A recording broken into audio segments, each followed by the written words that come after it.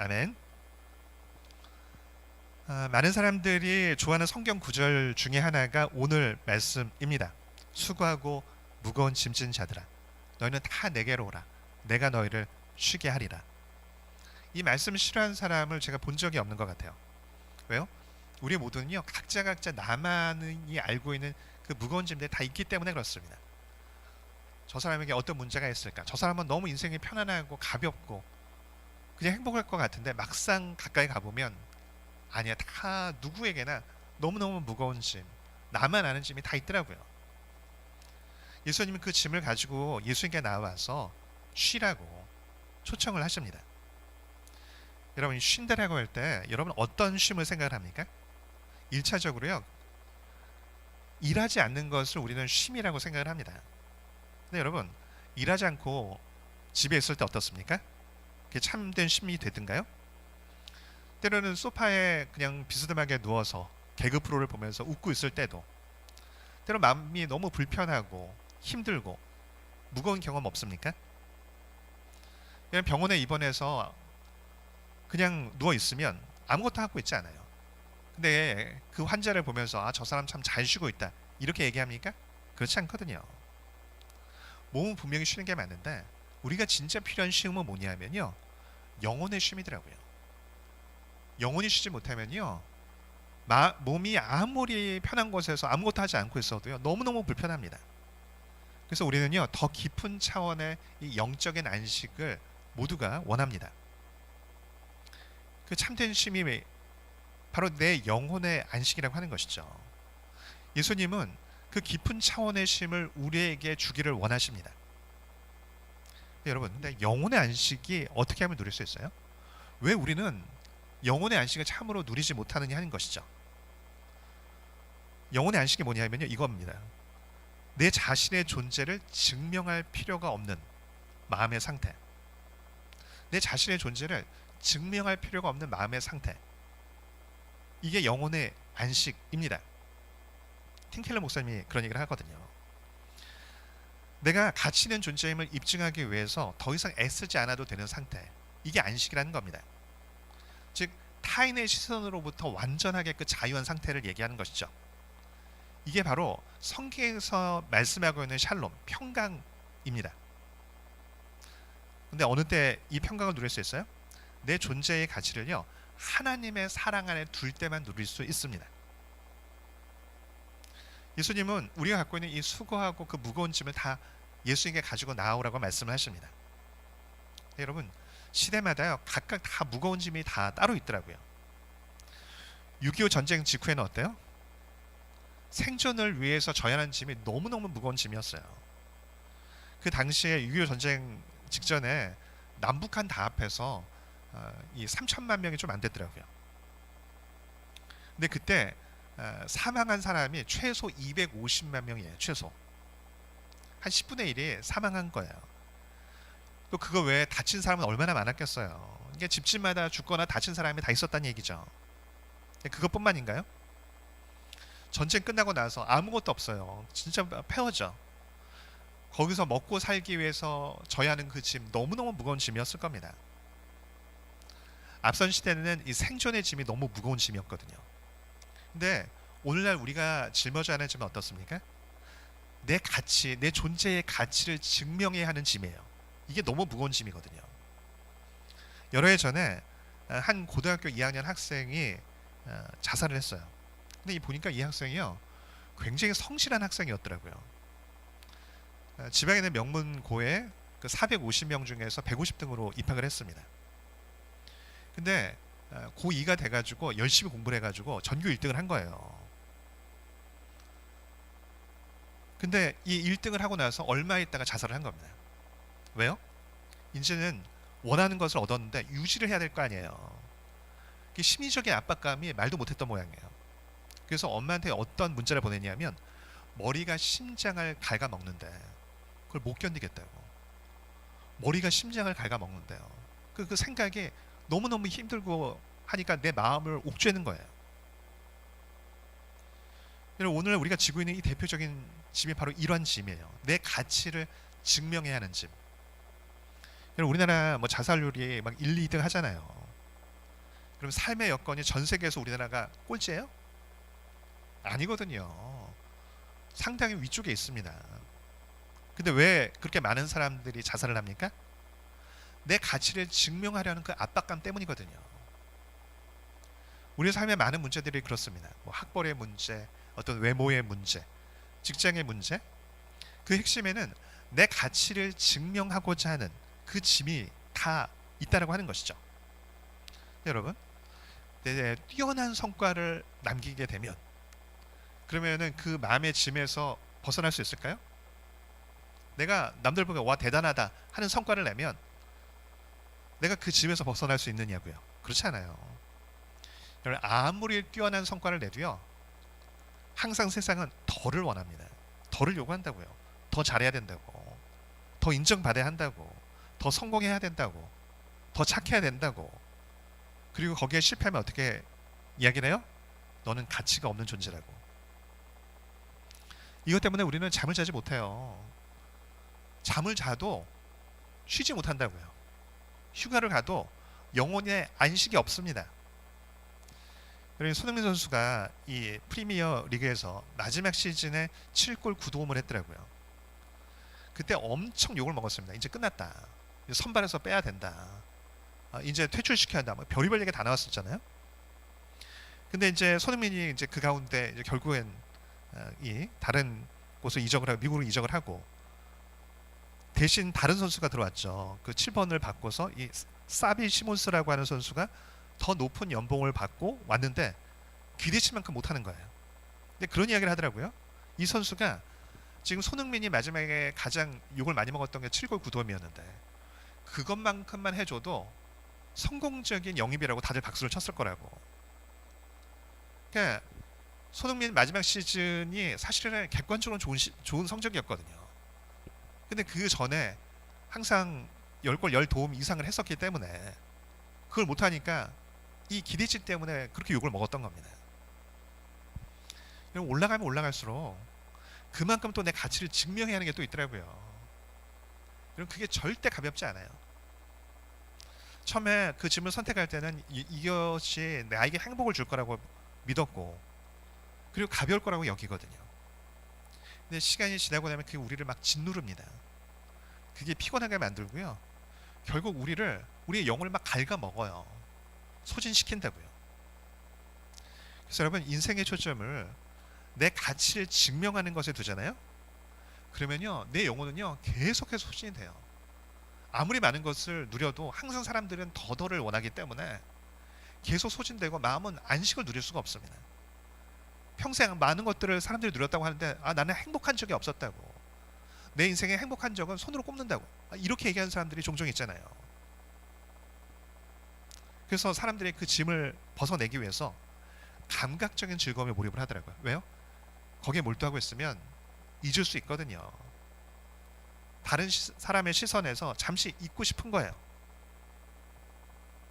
그래서 많은 사람들이 이렇게 안식을 생각할 때 무인도에서 편안하게 아무도 없는 곳에서 혼자 있는 거를 종종 생각을 하더라고요. 무인도에서 그냥 혼자 있다 왔으면 좋겠다고. 왜요? 사람이 없는 것이 왜 편해요? 시선이 없거든요. 내 가치를 증명해야 한다라고 하는 그 압박감에서 벗어날 수 있기 때문에 그렇더라고요. 예수님은 그 성공과 인정을 통해서 내 가치를 증명하라는 그 무거운 짐도 다 내게 가지고 오라고 이렇게 말씀하십니다.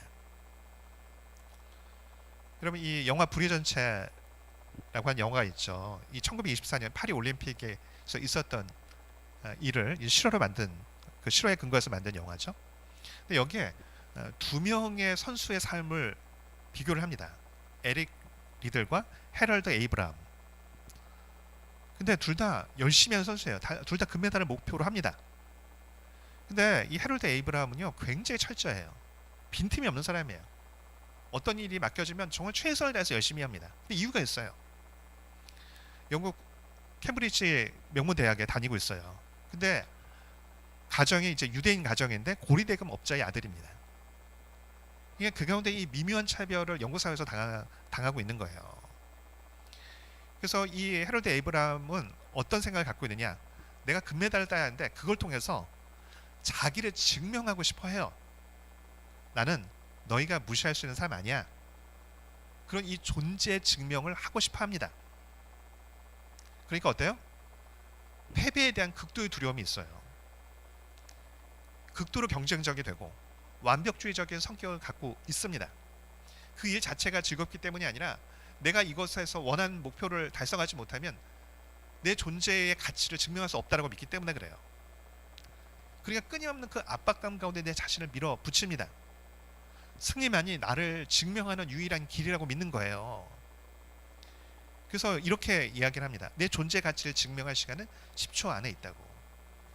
100m 달리기를 하면서 그 10초 안에 내 가치를 증명하는 시간이라고 이렇게 믿는 겁니다. 근데 또 다른 선수는 에릭 리델은 다릅니다. 신앙 속에서 하나님 안에서 달리는 그 기쁨을 추구하는 사람이에요. 하나님이 나에게 달리는 것에 대한 은사를 주셨다고. 그리고 내가 이 은사를 통해서 하나님께 영광을 돌려야 한다고. 그래서 나는 달릴 때 하나님의 기쁨을 느낀다고. 그래서 이 에릭 리델에게 있어서는 이 달리기는 신앙의 표현이에요. 예배와 같은 기쁨입니다. 헤로드 에이브람은 쉴 때조차도 나를 막 밀어붙여요. 그래서 쉴 때조차도 힘들어합니다. 근데 에릭 리들은 뛸 때도 즐거움 가운데 쉼 가운데 뛰는 사람이에요. 그래서 에릭 리델은 헤로드 에이브람이 하지 않은 선택을 합니다. 자신의 주 종목이 100m인데 하필 그 예선이 주일 오전에 있었거든요. 그래서 출전을 거부합니다. 왜요? 금메달이 우선이 아니에요. 하나님이 우선이기 때문에 자기가 자신의 신앙의 원칙에 따라서 그것을 포기를 하는 겁니다.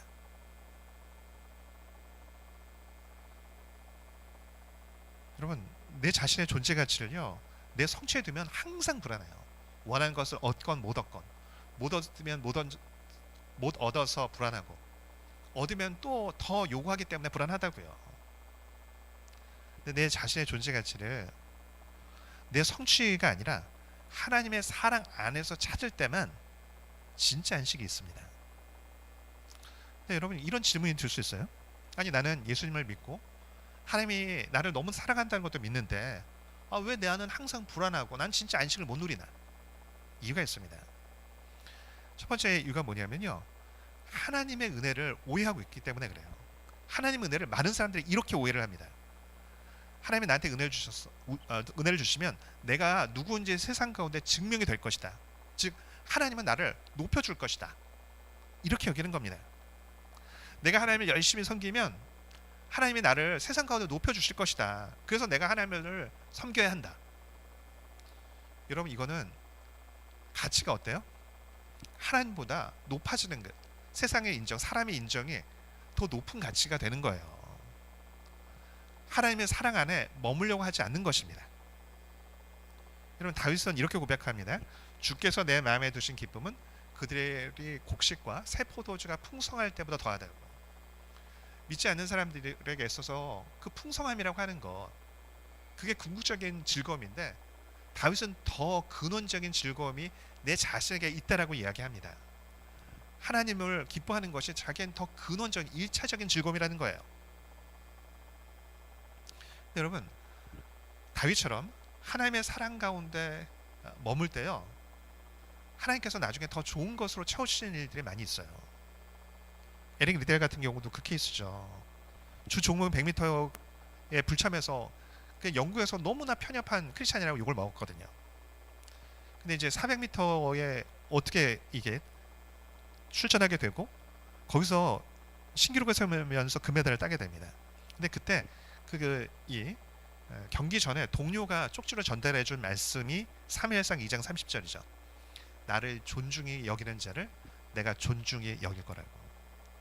하나님을 존중히 여길 때 내가 그 사람을 존중히 여겨주겠다고 하나님께서 그렇게 약속을 하시거든요.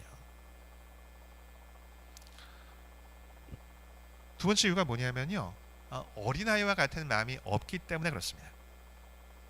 25절에 뭐라고 말씀합니까? 천지의 주체이신 아버지여, 이것을 지혜롭게 슬기는 자들에게 숨기시고 어린 아이들에게는 나타내심을 감사합니다. 이렇게 예수님께서 기도를 하십니다. 여러분, 지혜롭게 슬기로운 사람이 누구예요? 내가 내 삶을 책임질 수 있다라고 믿는 사람이에요. 내가 내 자신의 지혜를 믿고 살아야 한다고. 내가 내 삶을 내 힘으로, 내 애씀으로 사는 거라고, 이렇게 여기는 사람입니다. 어린아이는 어떤 사람이에요? 내 삶을 내가 책임질 수 없다는 것을 인정하는 사람이에요. 내가 어린아이라는 것을 인정하는 사람이라고요. 내 무능과 연약을 인정하는 사람입니다. 내가 전능자가 아니라 유한자라고 하는 것, 피조물이라고 하는 것을 인정하는 사람이에요. 여러분, 왜 그 성경 전문가들, 지금 이 지혜로운 사람, 슬기로운 사람, 그 사람이 누구예요? 지금 제사장, 서기관, 바리새 이런 사람들이거든요. 근데 왜 이 사람들이 예수님을 거부를 합니까? 구약 성경을 줄줄이 읽고 암송하는 사람들인데, 아니 그렇게 성경을 오랫동안 묵상했던 사람들인데 왜 그럴까요?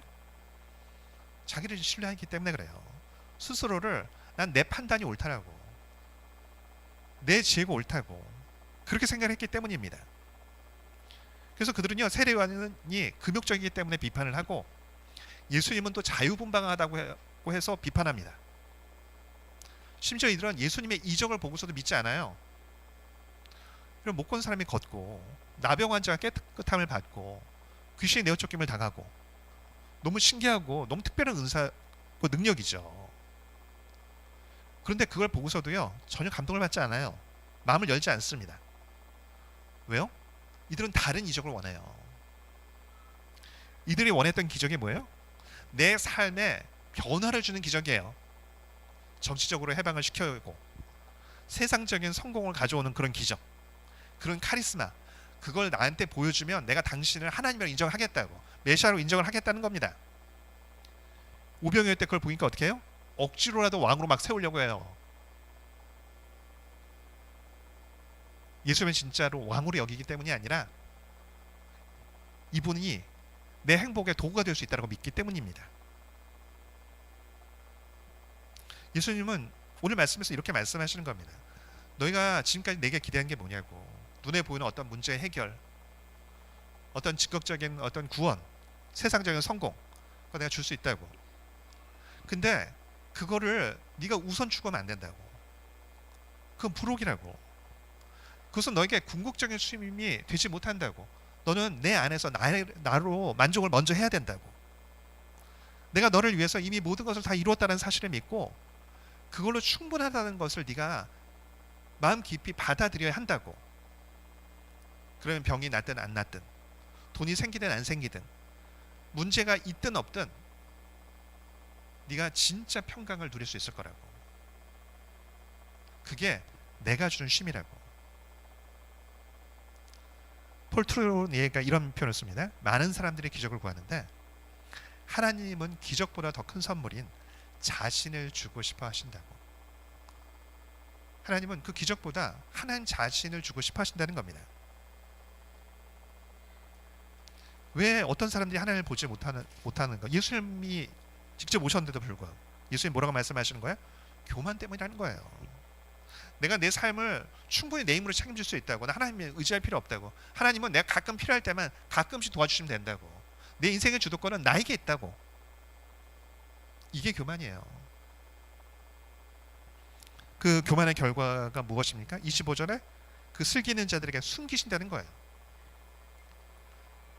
스스로가 내 힘을 믿겠다고, 난 하나님을 신뢰하고 내 힘 뺄 수 없다고, 그런 사람에게 하나님은 자기 자신을 철저히 숨기신다라고 말씀합니다. 하나님께서 자기 자신을 숨기시면 어때요? 은혜를 구해도요, 누릴 수 없어요. 하나님을 찾아도 만날 수 없다고요. 그럼 진짜 지혜가 뭐예요? 내가 연약하고 무지한 존재임을 아는 어린아이와 같은 지혜라고요. 하나님 때로 막 우리를 낮추세요. 내가 얼마나 무능한지, 얼마나 연약한 존재인지를 깨닫게 하십니다. 내가 생각한 것만큼 괜찮은 사람이 아니라는 것을 깨닫게 하세요. 왜요? 그래야 하나님만 의지하니까. 여러분, 이렇게 신앙생활 하다 보면요, 성경이 이게 한 번씩 열리는 때가 있어요. 수요예배 때 잠깐 언급을 했는데, 그게 어느 시점이냐, 이제 성경을 볼 때 이제 내 연약이 보이는 시점인데, 이런 겁니다. 이전에는 어릴 적엔 그래요. 우리 학생들은 아마 그런 생각할 수도 있는데, 특히 유초동부 학생들 아마 그런 생각할 거예요. 다윗과 골리앗을 어떤 그 사건을 보면 너무 안타까워요. 왜 이스라엘 백성은 이때 다 떠나? 다윗처럼 나와서 믿음으로 하면 이거 다 될 텐데 왜 떠나? 너무 어리석다. 광야 이스라엘 백성 보면 너무 한심해 보여요. 맨날 불평하고 원망하고 의심하고. 근데 딱 눈이 열리면 어때요? 내가 다윗처럼 할 수 있는 사람이 아니구나. 나 역시 똑같이 떨어졌겠구나. 광야 이스라엘 백성이 너무너무 어리석다고 생각을 했는데 내 안에 그렇게 생생하게 걸핏하면 의심하고 원망하고 내 고집 피우고 애국으로 돌아가자고 하고 그 모습이 다 내한테 있는 그 모습이구나. 그걸 깨닫게 되는 게 이 영적인 눈이 열리는 거예요. 그 눈이 열리면 어때요? 내 죄가 보입니다. 회개가 나와요. 그 전에 말씀 보면 맨날 위로만 찾아요. 내가 잘하고 있다는 거, 그 근거를 찾으려고 해요. 눈이 열리면 어때요? 내 연약이 보이기 시작을 합니다. 회개가 저절로 나온다고요. 그리고 그 눈이 열린 것만큼 하나님을 의지하고 하나님의 능력을 힘입어 살게 됩니다. 여러분 근데 이 눈이 저절로 안 열려요. 내 열고 싶다고 열리는 게 아니더라고요. 언제 열려요? 삶의 밑바닥에서 열려요. 내 한계 가운데 열립니다. 내 힘으로는 도저히 넘어갈 수 없는 그 딱 한계치가 오면 그 고난을 겪으면서 깨닫게 됩니다. 내가 꽤 괜찮은 사람인 줄 알았는데, 내가 꽤 괜찮은 믿음의 사람인 줄 알았는데 아니네. 그 가운데 내 연약을 고백하고 내 무지를 고백하고 내 믿음 없음을 고백하면서 그러면서 오히려 하나님을 경험하게 된다고요. 근데 여러분, 믿는데 은혜를 누리지 못한 사람은 어떤 사람일까요? 이게 참 안타까운 일인데, 믿는데 이상하게 은혜를 못 누려요. 계속 뭔가 어긋나. 애매한 절망을 겪으면 그래요. 진짜 이 애매한 절망이 진짜 애매한 겁니다. 하나님을 모르진 않아요. 경험한 게 있어요. 근데 힘을 완전히 못 빼요. 그러니까 문제가 뭐냐면 하나님을 알기 때문에 완전히 나를 의지할 수도 없고 힘을 못 빼니까 하나님을 의지하지도 못합니다. 그럼 어때요? 항상 마음이 부대낍니다. 왜 나는 믿는데 왜 나 이렇게 항상 부대낄까? 왜 나 이렇게 안식이 없을까? 항상 그 상태가 돼요. 근데 여러분, 내가 최선을 다해서 정말 악을 썼는데도 안 될 때, 그 실패를 경험하고 나면, 그 절망을 경험하고 나면 그때 깨달아요. 내 힘으로 안 되는구나. 그 절망 가운데 진짜 힘을 빼는 걸 배우기 시작합니다. 그럼 그때 어떻게 돼요? 내 소망은 오직 주께만 있습니다. 이 진짜 고백이 된다고요. 그리고 여러분, 이 고백을 진짜 내 인격적으로 고백을 하게 되면요, 사람이 달라집니다. 인생이 달라져요. 주변에 있던 사람들이 이 사람 갑자기 바뀌었네? 이 소리 저절로 나온다고요. 왜요? 완벽하게 바뀌지 않는다 할지라도 이게 마음 깊은 곳에 우리는 다 이게 심이 있어요. 심. 안 꺾어진 굉장히 단단한 게 있거든요. 그 고집이 다 있다고요. 근데 그 절망 가운데 내 힘으로 안 된다는 것을 깨닫고 딱 두 손을 들고 하나님께 나아가면요, 이 심이 빠진다고요. 이 심이 빠진 걸 성경의 용어로 뭐라고 하느냐? 온유라고 하는 겁니다. 온유. 내 고집이 사라진 것, 내 기준이 사라진 것. 그냥 단순한 부드러움이 아니에요. 내 안에는 그 기준이 꺾어진 거예요. 내 기준대로 하려고 하는 게 꺾어진 겁니다. 더 이상 내가 하나님 앞에 내 기준과 고집을 들이밀지 않아요. 내 고집대로 하나님만 이끌고 가려고 악을 쓰지 않습니다. 내가 이해하지 못할 때라도 내가 경험을 해봤거든요. 내 지혜 가지고 해봤는데, 내 힘 가지고 해봤는데 안 되는 걸 경험을 해봤거든요. 내 지혜를 의지할 수 없고 내 힘을 의지할 수 없습니다. 그러니까 어때요? 이해하지 못할 때도 끌려갈 수 있게 돼요. 그럼 이전에는 걸핏하면 이런 얘기를 했어요. 내 생각에는 이걸 거의 그냥 주문처럼 외우고 다녔는데, 이제 이걸 경험하고 나면, 내 힘이 딱 빠지고 나면 더 이상 이 얘기를 못해요. 절망을 경험하기 전에는 말을 할 때 꼭 마지막에 내가 말을 해야 돼요. 내가 마지막에 꼭 사람과 이야기할 내가 마지막 말을 해야 돼요. 그래야 직성이 풀려요. 난 질 수 없는 사람이에요. 난 높아져야 하는 사람이니까. 근데 그 절망 가운데 하나님을 딱 경험하고 나면 오라도 져줄 수 있어요. 왜요? 내 자존심을 세우고 내 존재를 드러내면서 내 가치를 증명할 필요가 없어요. 내가 그 사람한테 내 가치를 인정받을 필요가 없어요. 내가 너무너무 부족하고 내가 너무너무 죄인인데, 그럼에도 불구하고 나를 용납하신 그 사랑이 무엇인지 알기 때문에 그 사랑으로 만족을 하니까 내가 사람들에게 내 가치를 증명할 필요가 없는 거예요. 그러니까 오라도 져줄 수 있어요. 예전에 마지막 말은 꼭 내가 해야지 직성이 풀렸는데, 이제 참을 수 있어요. 내가 오라도 참을 수 있다고요. 여러분, 이게 진짜 승리예요. 하나님이 우리에게 원하시는 건, 승리는요, 이런 승리를 주기를 원하시는 거예요. 존재 자체에서 나오는 승리. 그냥 사람들 다 꺾어내고 이게 아니라 내 존재로서 그 사람보다 커지는 겁니다. 여러분, 이걸 이해하면 29절을 이해하게 됩니다. 여러분, 29절을 읽다 보면요, 걸리는 부분이 있을 거예요. 뭐예요? 나는 마음이 온유하고 겸손하니 나의 멍에를 메고 내게 배우라. 그리하면 쉼을 얻을 거라고. 아니, 그냥 쉼을 주시지. 꼭 짐은 맡겨놓으라고 하시면서 내 멍에는 네가 메라. 왜 이렇게 얘기하실까요? 멍에는 뭐예요? 두 마리 소가 함께 짐을 끄는 도구거든요. 혼자 끌려고 하지 않으세요. 예수님 말씀하십니다. 내가 너와 함께 멍에를 메겠다고. 내가 너의 짐을 내가 함께 짊어지고 가주겠다고. 근데 우리 이걸 원하거든요. 하나님, 우리 너무 힘든데 왜 또 멍에를 메러 가십니까? 혼자 짊어지고 가시지. 우리 이런 거 원하거든요. 어차피 하나님께서 짊어져 주실 거 그냥 다 짊어져 주시면 안 되냐는 거예요. 근데 여러분, 멍에를 메게 하는 이유가 뭐예요? 예수님께 배우래요. 내게 배우라고 말씀하세요. 가르치실 것이 있기 때문입니다. 내 옆에서 내 리듬을 가지고 걸어가는 것을 너가 배워야 한다고.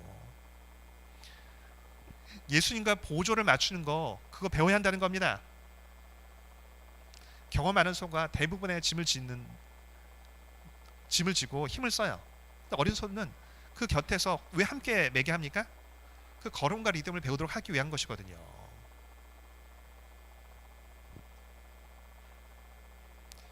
마음이 온유하고 겸손하다고. 예수님이 그 함께 멍에를 짊어지게 하면서 이걸 가르치고 싶어 하세요. 그 온유함과 겸손함을. 여러분, 근데 이러면 좋은 게 있어요. 이게 있더라고요. 여러분, 인생이 짐 때문에 무너지잖아요. 근데 아무리 작고 보잘것없는 짐이라 할지라도 내 기준이 돼서 지고 가면요, 너무너무 무거워요. 너무너무. 이거 왜 내가 져야 하나? 이 생각 때문에 너무너무 억울하다고요. 근데 여러분, 그 멍에를 받아들이고 예수님이 이끄는 대로 예수님과 함께 걸을 때 어떨까요? 불안함이 줄어들어요. 조급함이 줄어듭니다. 거기서 여러분, 그 신뢰하는 법을 배워요. 여러분, 그거 한 번에 안 돼요. 그거 결단은 안 돼요. 계속 배워야 돼요. 계속. 근데 재밌는 건 뭐냐면요, 이 멍에를 하나님이 주신 멍에라고 받아들이면, 그걸 인정하면 아무리 무거운 짐도 지고 갈 수 있게 되더라고요. 근데 이게 이거 왜 내가 져야 돼? 난 억울해. 그 짐 자체에 집중하면 어때요? 진짜 무거운 짐이다. 너무너무 작은 짐이어도요, 세상 어떤 무게보다 너무너무 무거운 짐이 됩니다. 그러니까 중요한 게 그거더라고요. 이 짐이 누구와 함께 짊어지냐, 이게 너무너무 중요해요. 그래서 보면 그렇더라고요. 평안을 누리는 사람은요, 짐이 없는 사람이 아니에요. 짐이 가벼운 평안을 누릴 것 같은데 아니에요. 우리는요, 기본적으로 짐에 익숙하지 않아요. 아무리 작은 짐도 억울하다니까요. 왜 내가 너보다 더 져야 돼? 우리 다 이거 계산한다고요. 근데 예수님과 함께 짊어지면 어떻게 당신 그걸 짊어질 수 있었냐고. 아니, 어떻게 그렇게 할 수 있냐고. 아니, 어떻게 당신 안 무너질 수 있느냐고. 이게 다 하나예요. 예수님과 함께 짊어지는 것. 말씀 좀 정리하겠습니다. 여러분, 우리한테는 다 각자 다 짐이 있어요. 다 각자. 그럼 그 어깨를 짓누르는 짐이 뭡니까? 내가 더 성공을 해야 한다는 어떤 경쟁의 멍입니까? 그래서 내 존재를 드러내야 한다고. 내가 이 정도는 인정을 받아야 한다는 어떤 내 존재를 증명을 하는 어떤 짐입니까?